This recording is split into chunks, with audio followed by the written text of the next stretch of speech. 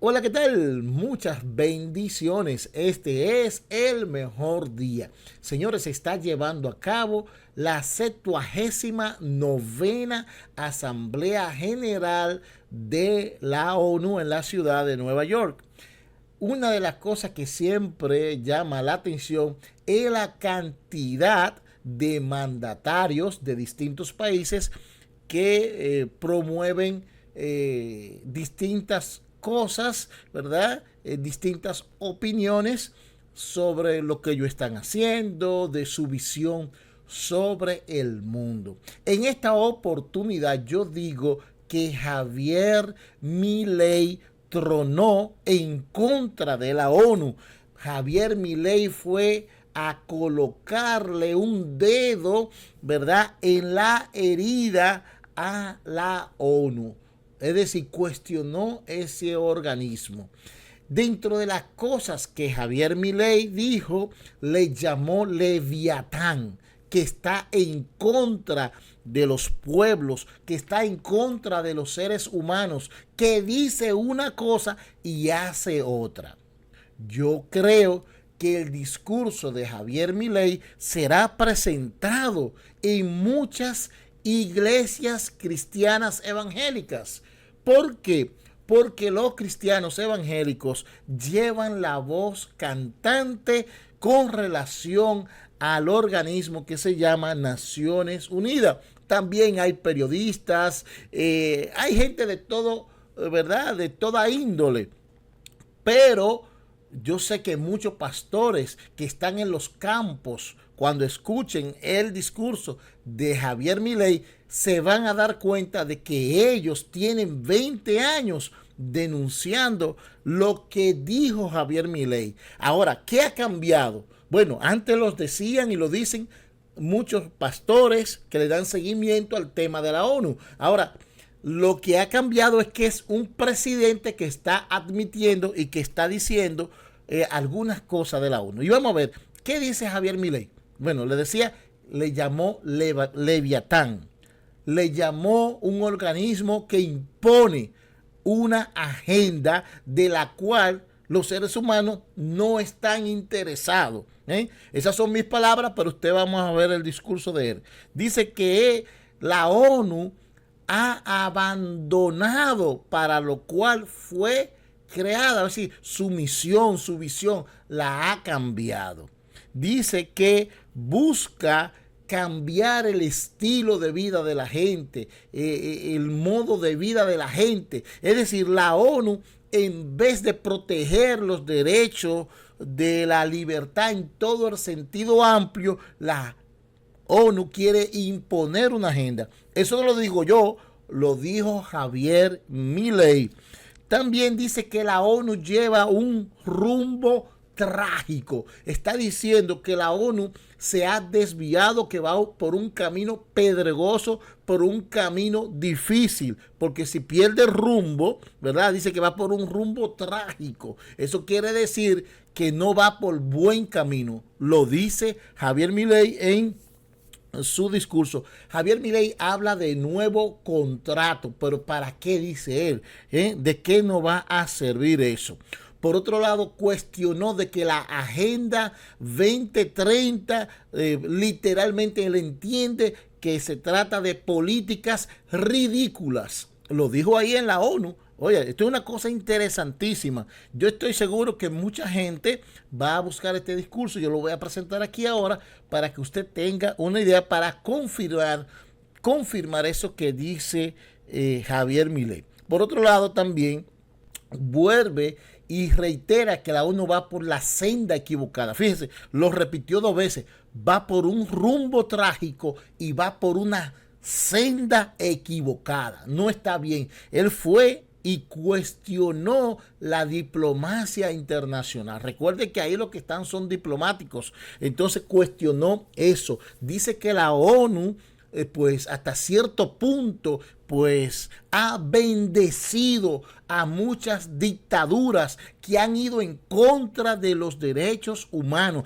Es decir, la ONU le ha dado un bono de gracia, incluyéndolo, por ejemplo, en la Comisión de los Derechos Humanos. Ejemplo que puso Milei, no yo.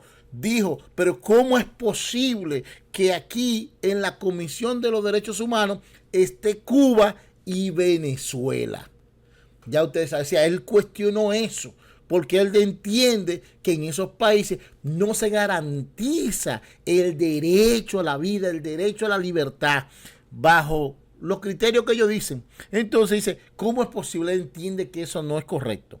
También defendió en la postura de Israel en Medio Oriente, porque garantiza la democracia.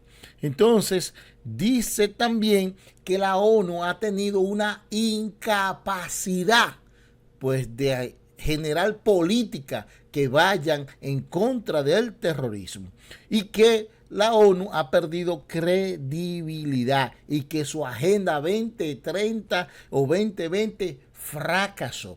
Yo voy a colocar aquí ahora ese discurso completo o casi completo, lo voy a dejar una parte nada más, porque quiero que luego usted lo vea más tranquilo, lo busque y lo vea más tranquilo. Vamos a ver qué fue lo que realmente dijo Javier Milei. Ahora bien, en algún momento, y como suele ocurrir con la mayoría de las estructuras burocráticas que los hombres creamos, esta organización dejó de velar por los principios esbozados en su declaración fundante y comenzó a mutar. Una organización que había sido pensada esencialmente como un escudo para proteger el reino de los hombres se transformó en un leviatán de múltiples tentáculos que pretende decidir no solo qué debe hacer cada Estado-nación, sino también cómo deben vivir todos los ciudadanos del mundo. Así es como pasamos de una organización que perseguía la paz a una organización que le impone una agenda ideológica a sus miembros sobre un sinfín de temas que hacen a la vida del hombre en sociedad.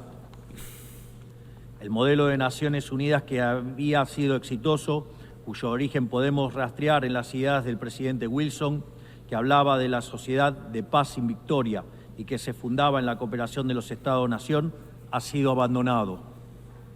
Ha sido reemplazado por un modelo de gobierno supranacional de burócratas internacionales que pretenden imponerle a los ciudadanos del mundo un modo de vida determinado. Lo que se está discutiendo esta semana aquí en Nueva York, en la Cumbre del Futuro, no es otra cosa que la profundización de ese rumbo trágico que esta institución ha adoptado. La profundización de un modelo que, en palabras del propio secretario de las Naciones Unidas, exige definir un nuevo contrato social a escala global, redoblando los compromisos de la Agenda 2030. Quiero ser claro en la posición de la Agenda Argentina. La Agenda 2030, aunque bien intencionada en sus metas, no es otra cosa que un programa de gobierno supranacional de corte socialista, que pretende resolver los problemas de la modernidad con soluciones que atentan contra la soberanía de los Estados-nación y violentan el derecho a la vida, a la libertad y a la propiedad de las personas. Es una agenda que pretende solucionar la pobreza, la desigualdad y la discriminación con legislación que lo único que hace es profundizarla. Porque la historia del mundo demuestra que la única manera de garantizar la prosperidad es limitando el poder del monarca, garantizando la igualdad ante la ley y defendiendo el derecho a la vida, a la libertad y a la propiedad de los individuos. Ha sido precisamente la adopción de esa agenda que obedece a intereses privilegiados y el abandono de los principios esbozados en la Declaración Universal de Derechos Humanos de las Naciones Unidas lo que tergiversó el rol de esta institución y la puso en una senda equivocada. Así, hemos visto cómo una organización que nació para defender los derechos del hombre ha sido una de las principales propulsoras de la violación sistemática de la libertad, como por ejemplo con las cuarentenas a nivel global durante el año 2020 y que debería ser considerado un delito de lesa humanidad. En esta misma casa, que dice defender los derechos humanos, han permitido el ingreso al Consejo de Derechos Humanos a dictaduras sangrientas como la de Cuba y Venezuela sin el más mínimo reproche. En esta misma casa, que dice defender los derechos de las mujeres, permite el ingreso al Comité para la Eliminación de la Discriminación contra la Mujer a países que castigan a sus mujeres por mostrar la piel. En esta misma casa, sistemáticamente, se ha votado en contra del Estado de Israel, que es el único país de Medio Oriente que defiende la democracia liberal, mientras se ha demostrado en simultáneo una incapacidad total de responder al flagelo del terrorismo. En el plano económico, se han promovido políticas colectivistas que atentan contra el crecimiento económico, violentan los derechos de propiedad y entorpecen el proceso económico natural, llegando a impedirle a los países más postergados del mundo gozar libremente de sus propios recursos para salir adelante. Regulaciones y prohibiciones impulsadas precisamente por los países que se desarrollaron gracias a hacer lo mismo que hoy condenan. Se ha promovido además una relación tóxica entre las políticas de gobernanza global y los organismos de crédito internacional, exigiéndole a los países más relegados que comprometan recursos que no tienen en programas que no necesitan, convirtiéndolo en deudores perpetuos para promover la agenda de las élites globales. Tampoco ha ayudado el tutelaje del Foro Económico Mundial, donde se promueven políticas ridículas con anteojeras maltusianas, como las políticas de emisión cero, que dañan sobre todo a los países pobres, a las políticas vinculadas a los derechos sexuales y reproductivos, cuando la tasa de natalidad de los países occidentales se está desplomando, anunciando un futuro sombrío para todos. Tampoco la organización ha cumplido satisfactoriamente su misión de defender la soberanía territorial de sus integrantes, como sabemos los argentinos de primera mano en la relación con las Islas Malvinas. Y llegamos incluso a una situación en la que el Consejo de Seguridad, que es el órgano más importante de esta casa, se ha desnaturalizado, porque el veto de sus integrantes permanentes se empezó a utilizar en defensa de los intereses particulares de algunos. Así estamos hoy, con una organización impotente en brindar soluciones a los verdaderos conflictos globales, como ha sido la aberración y aberrante invasión rusa a Ucrania, que ya le ha costado la vida a más de 300.000 personas, dejando un tendal de más de 1 millón de heridos en el proceso. Una organización que en vez de enfrentar estos conflictos invierte tiempo y esfuerzo en imponerle a los países pobres que cómo y deben producir, con quién vincularse, qué deben comer y en qué creer, como pretende dictar el presente pacto del futuro. Toda esta larga lista de errores y contradicciones no ha sido gratuita, sino que ha redundado en la pérdida de credibilidad de las Naciones Unidas ante los ciudadanos del mundo libre y en la desnaturalización de sus funciones. Por eso, quiero hacer una advertencia. Estamos ante un fin de ciclo.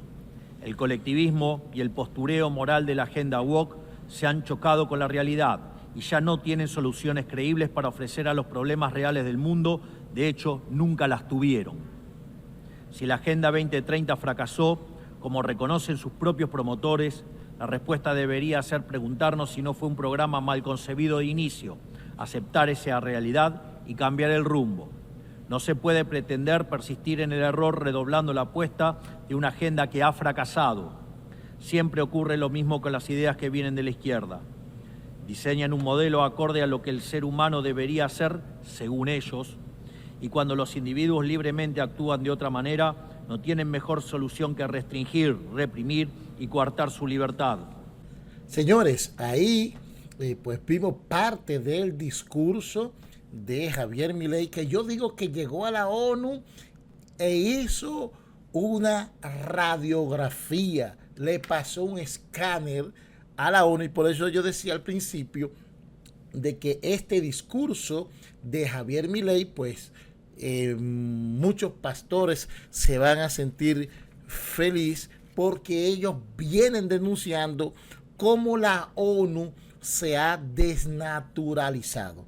¿Y qué ha cambiado ahora? Bueno, lo está diciendo un presidente, no lo está diciendo un youtuber, no lo está diciendo un influencer, sino que lo dijo Javier Milei, quien previamente fue a la Bolsa de Valores. Es decir, no es un loco viejo, para que usted tenga una idea. Señores, yo estoy seguro que ese discurso de Javier Milei pues pone en tela de juicio a la diplomacia internacional. ¿Qué usted piensa de este discurso de Javier Milei? ¿Les parece correcto? Mucha gente ha venido denunciando esto durante muchos años y yo digo los pastores porque son las personas como que llevan la voz cantante de ciertas cosas que se hacen de manera incorrecta con relación a todos los movimientos que se hacen ahí en esta organización.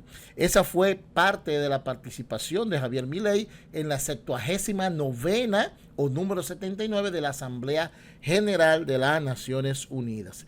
Así que lo dejo hasta aquí. Déjenme en su comentario qué usted piensa acerca de la ONU. ¿Le pareció bien que Javier Milei pues se concentrara en atacar el organismo? ¿Entiende usted que lo hizo porque tal vez no tiene muchos méritos en su país? ¿Por qué Javier Milei fue en contra del organismo? Escríbame aquí debajo y le deseo muchas bendiciones. Lo dejamos hasta aquí, señores. Bye bye.